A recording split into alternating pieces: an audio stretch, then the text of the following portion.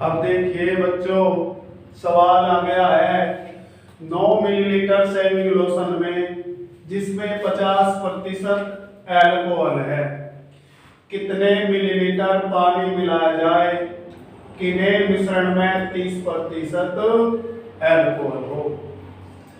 ऐसे सवाल करने के लिए इसमें हम एक अलग से सूत्र लगाएंगे और वो ये सूत्र है कुल भार गुणा अज्ञात और बटे इन सबके ज्ञात। ये दिया हुआ है 9 मिलीलीटर सेविंग लोशन, ये आ गया कुल भार गुणा अज्ञात, बड़े प्रतिशत में से छोटा प्रतिशत घटा देंगे, अज्ञात है 50% में से 30% घटा दिया 20%, और बटे ज्ञात होता है बाद का प्रतिशत, सबसे बाद में प्रतिशत लिखा हुआ है 30। ऐसे 0 से 0 कट गई, 3 से भाग दे दिया, 3 दिया 9, 3 की 2 गुणा 3 दूनी 6। इसका उत्तर आ गया 6 मिलीलीटर। अब देखिए बच्चों, ये सवाल है 3 लीटर चीनी के घोल में 40% चीनी है, 1 लीटर पानी डालने पर नए घोल में कितने प्रतिशत चीनी होगी। यही सूत्र लागू होगा। घोल का सवाल है, ये दिया कुल भार है 3 लीटर गुणा अज्ञात। इस सवाल में एक ही प्रतिशत है, यही अज्ञात है 40%, और बटे ज्ञात 3 लीटर घोल था, 1 लीटर पानी डाल दिया, घोल हो गया 3 और 1 4 लीटर। 4 से भाग दे दिया, 4 दाई 40, 10 की 3 में गुणा कर ली 30 लीटर। यही आंसर है क्या 30 लीटर। देखिए बच्चों, ऐसे ही सवाल जैसे कि 2 सवाल हमने कर दिए हैं, ये सवाल भी इसी सूत्र पर आधारित है, घोल का सवाल है। सवाल ये है चीनी तथा पानी के 12 लीटर घोल में 4% चीनी है, घोल को गर्म करके वाष्प द्वारा 2 लीटर पानी उड़ा दिए जाने पर शेष घोल में कितने प्रतिशत चीनी होगी। इसके लिए भी यही सूत्र लागू है, कुल भार गुणा अज्ञात और बटे ज्ञात। कुल भार ये दिया हुआ है 12 लीटर गुणा अज्ञात, ये सवाल में एक ही प्रतिशत है, यही अज्ञात है 4%, बटे ज्ञात 12 लीटर घोल था, गर्म करके 2 लीटर उड़ा दिया तो ज्ञात हो गया 10%। 12 की 4 में गुणा, 12 चौक 48, 10 से भाग दे दिया 4.8, ये आंसर है। देखिए बच्चों, सवाल आ गया है एक बर्तन में रखे शुद्ध दूध में से 20% के स्थान पर इतना ही पानी डाल दिया गया। यह प्रक्रिया 3 बार करने के बाद बने मिश्रण में दूध की सांद्रता कितनी होगी। मान लो बर्तन में दूध है 100 लीटर, बर्तन में रखे शुद्ध दूध में से 20% के स्थान पर इतना ही पानी डाल दिया। इस बर्तन में दूध मान लिया हमने 100 लीटर, उन्होंने 20 लीटर दूध निकाल लिया, तो दूध रह गया 80 लीटर और इतना ही पानी डाल दिया। 80 लीटर में 20 लीटर पानी डाल दिया तो दूध और पानी हो गया 80 और 20 100 लीटर। यह प्रक्रिया 3 बार करने के बाद यह प्रक्रिया 3 बार की गई तो 3 जगह लिख लेंगे 80/100 गुणा 80/100। अब सरल करने के लिए काट लेंगे। 100 से 100 को काट दिया, इन 2 जीरो से 2 जीरो काट दी, इस जीरो से जीरो काट दी। 8 की 8 में गुना 8 अट्ठी 64, 64 की 8 में गुना 64 अट्ठे 512। 10 से दे देंगे भाग, एक अंक पे दशमलव, इतने प्रतिशत। अब दूध कितना होगा? दूध की सांद्रता होगी 51.2%।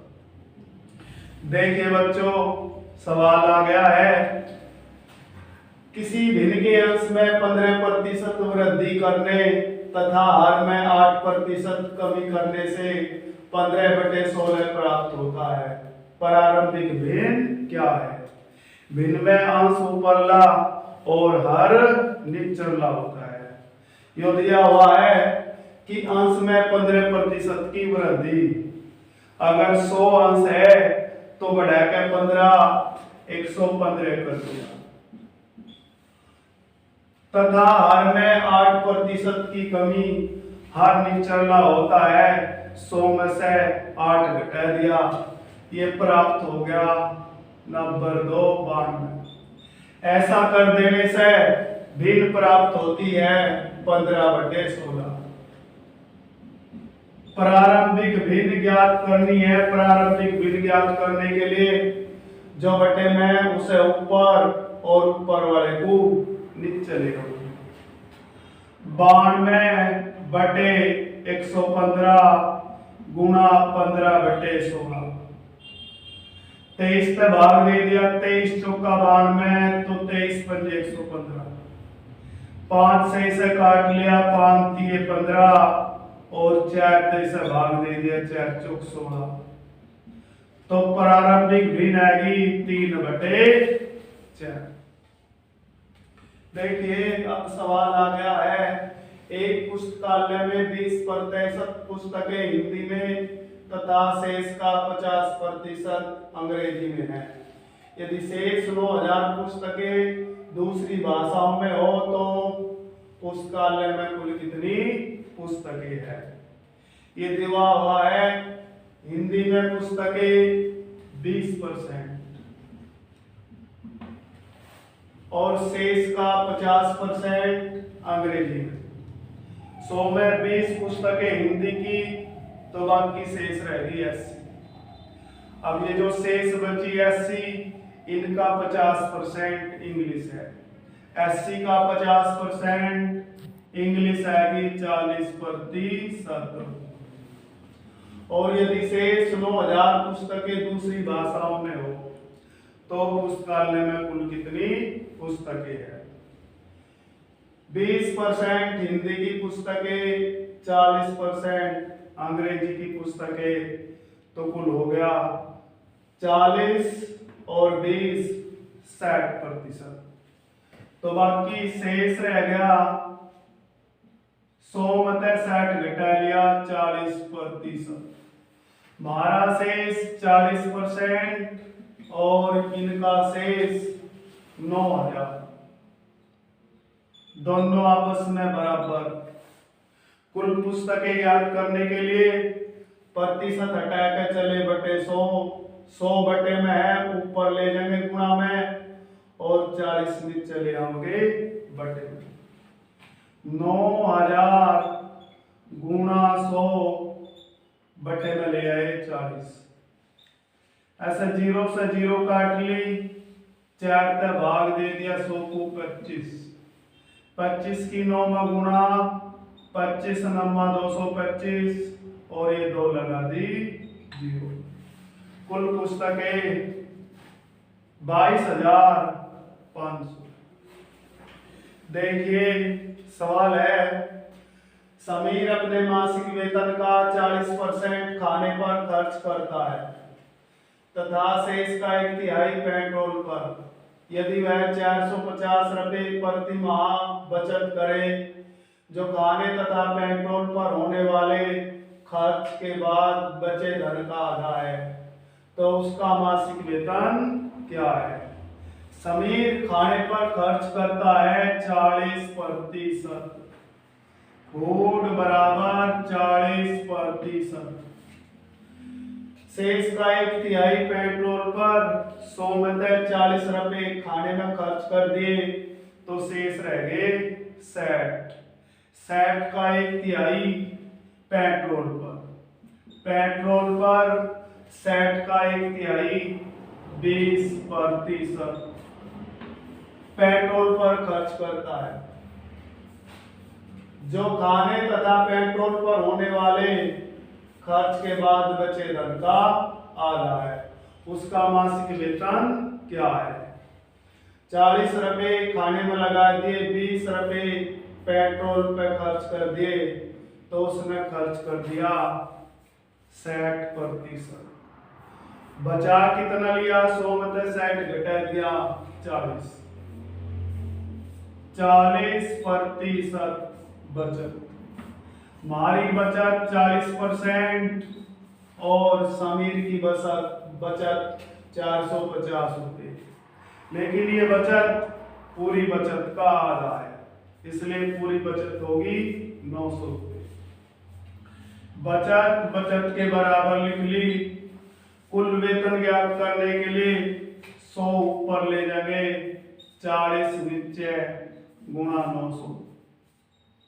ऐसा 0 से 0 काट ली, 4 का भाग दे दिया 25। 25 नंबा 225 और 1 लगी 0। ये आ गया समीर का मासिक वेतन 2250 रुपये। देखिए सवाल है, एक कस्बे की जनसंख्या 18,000 है।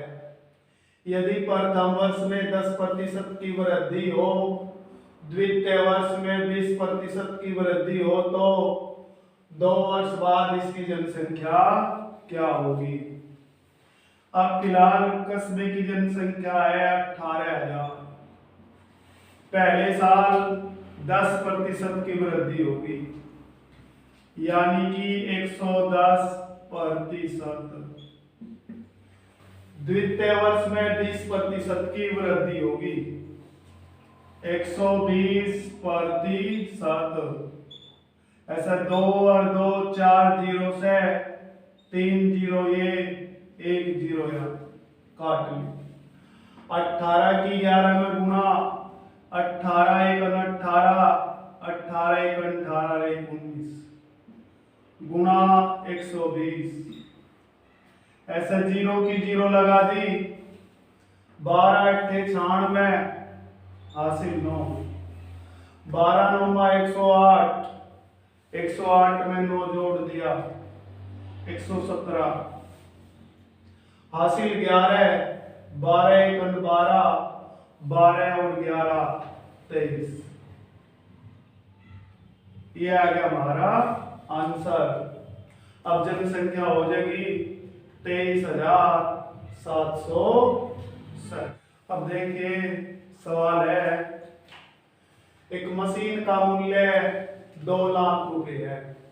यदि प्रति वर्ष इसका अवमूल्यन 10% वार्षिक दर से हो, तो 3 वर्ष बाद इस मशीन का मूल्य क्या होगा? अवमूल्यन का मतलब होता है घटना। अगर मशीन का मूल्य एक फिलहाल 100 रुपये है, तो 1 वर्ष बाद 10 रुपये घट के 90 रुपये रह गए। मशीन का क्रय मूल्य है 2 लाख रुपये। ऐसा 2 के आगे 0 लगी 5।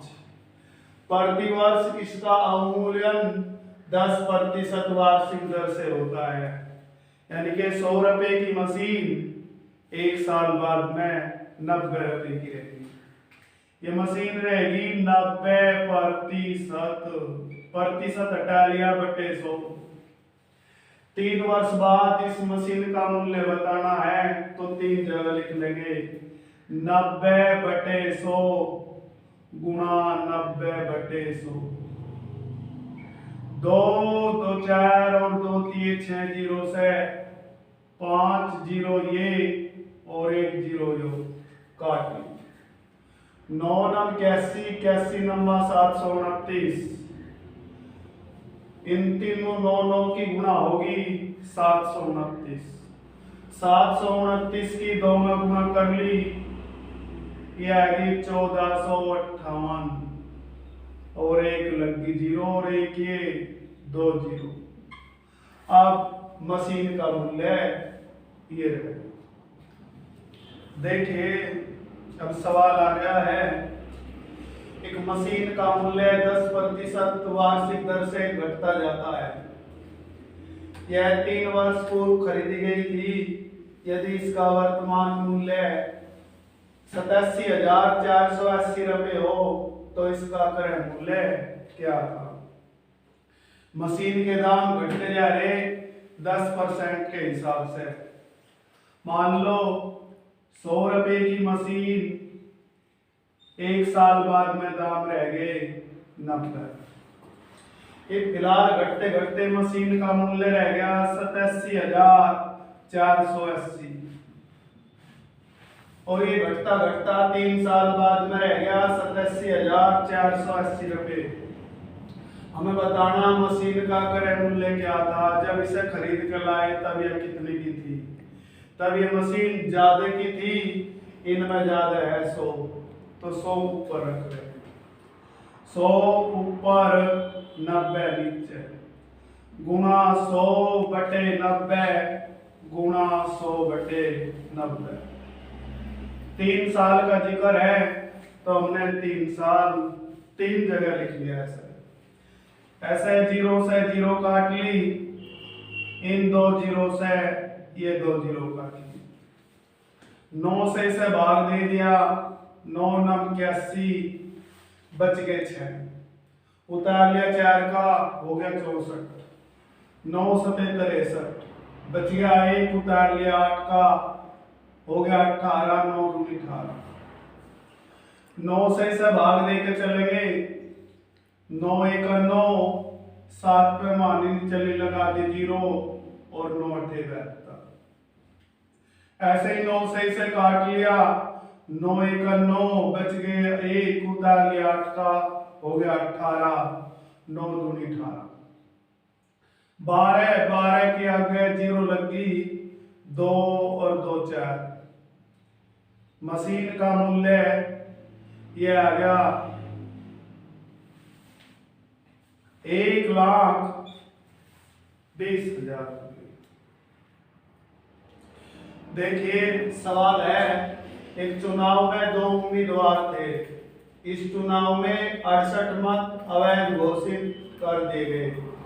जीतने वाले उम्मीदवार ने 52% मत प्राप्त किया तथा वह 98 मतों से जीता। कुल कितने मत प्रयोग किए गए। जीतने वाले उम्मीदवार को मिले 52%, तो हारने वाले उम्मीदवार के रह गए 48%। जीतने वाले को 100 में से 52% नंबर मिले, 100 में से 52 नंबर मिले, तो हारने वाले के रह गए 100 में से 52 घटा लिया, हारने वाले के बच गए 48। और ये बताया कि वह 98 मतों से जीता। मेरे हिसाब से ये जीतने वाला कितनी परसेंटेज से जीत रहा। 52 में से 48 घटा दिए 4%। यहाँ जीत है 4% और जबकि वोटों के हिसाब से जीत है 98। दोनों आपस में बराबर। कुल वोट ज्ञात करने के लिए प्रतिशत हटा लिया बटे 100, 100 ऊपर ले गए बटे में ले आए 4 गुना 98। 4 से 100 को भाग दे दिया 25, 25 की 98 में गुना कर लेंगे। 25 अट्ठे 200, 25 नम्मा 225 और 20 हासिल के 225 और 20 245।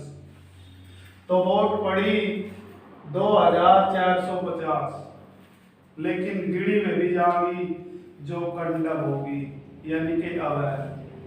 अवैध वोट है 68, 68 वोट और जोड़ लेंगे तो कुल वोट पड़ी 8, 5 और 6 11, 5 और 6 11 हासिल 1, 4 और 1 हासिल का 5, 2 का 2।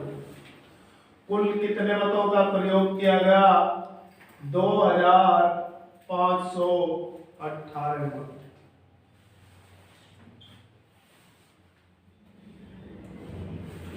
देखिए सवाल, गेहूं के मूल्य में 21% गिरावट आने के कारण एक व्यक्ति 300 रुपए में पहले से 10.5 किलोग्राम गेहूं अधिक खरीद सकता है।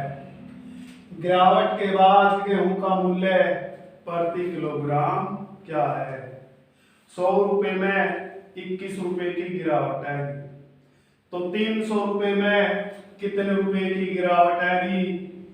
300 का 21% हटा लिया बटे 100। ऐसा 2 जीरो से 2 जीरो कैंसिल, 21 की 3 का गुना, 21 दिए 63, 63 रुपए कम हो गए। तो इन 63 रुपए में वो 10.5 यानी के 10.5 किलो गेहूं अधिक खरीद रहा है। 63 रुपए में लेकर आया 10.5 किलो, तो अब गेहूं का भाव क्या है? 10.5 से दे देंगे भाव। पॉइंट हटाया तो ऊपर लगा दी 0। 105 तक 630 को भाग दे दिया, पूरा 6 बार कटेगा।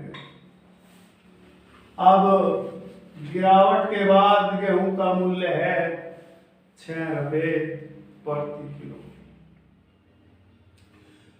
देखिए सवाल है, किसी वर्ग की प्रत्येक भुजा में 30% वृद्धि होने पर इसके क्षेत्रफल में कितने प्रतिशत की वृद्धि होगी?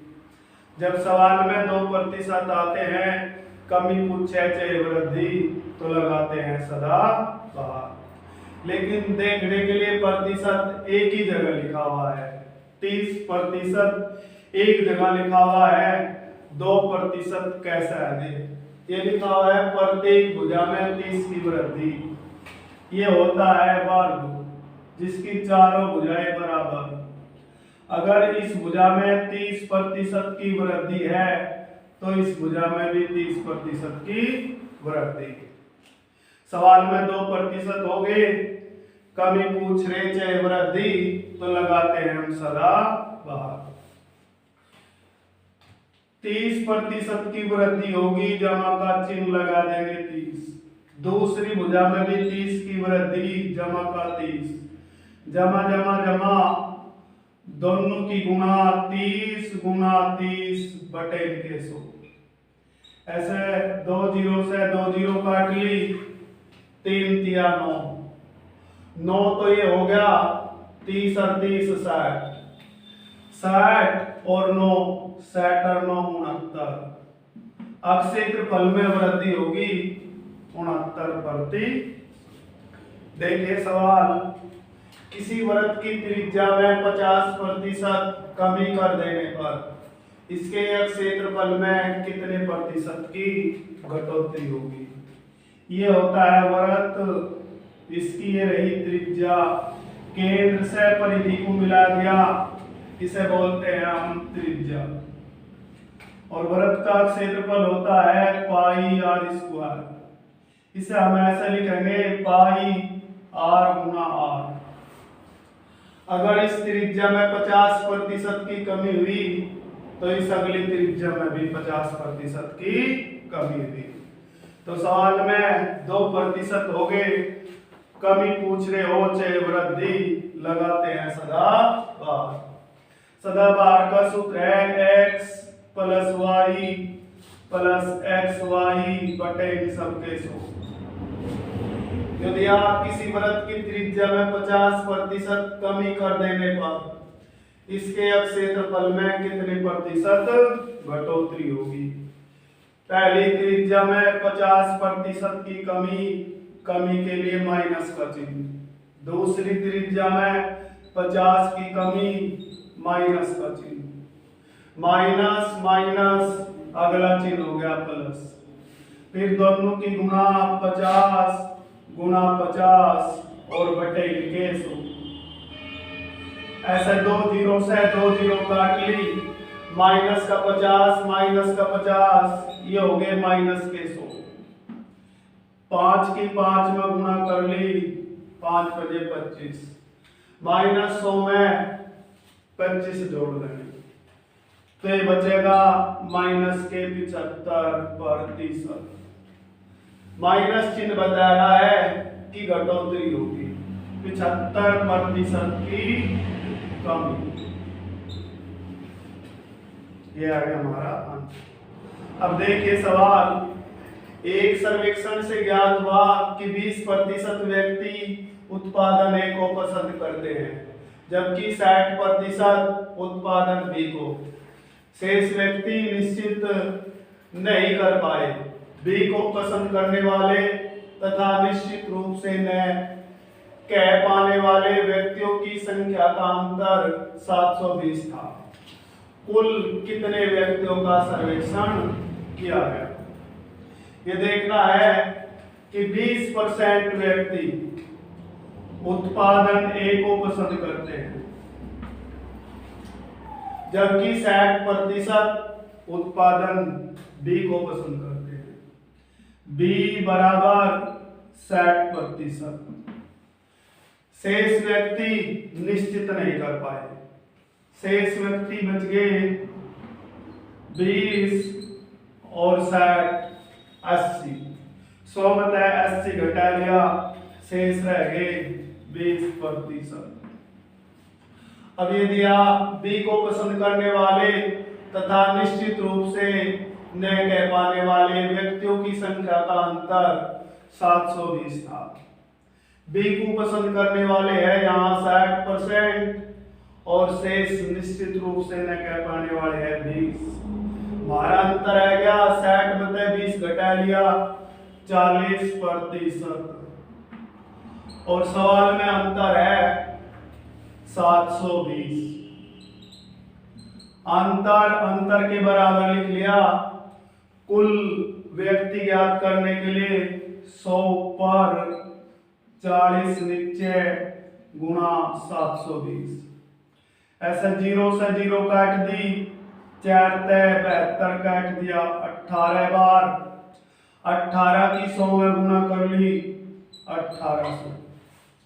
तो कुल 1800 व्यक्तियों का सर्वेक्षण किया गया। देखिए बच्चों, आज हमारा प्रतिशतता का चैप्टर पूरा हो गया है। जो बच्चे नए हैं वे हमारे वीडियो को लाइक करें, सब्सक्राइब करें चैनल को और हमारी वीडियो को शेयर भी करें। अब अगला चैप्टर जल्दी ही आपके सामने, प्रॉफिट एंड लॉस, जल्दी ही आएगा। मैं सभी बच्चों का धन्यवाद।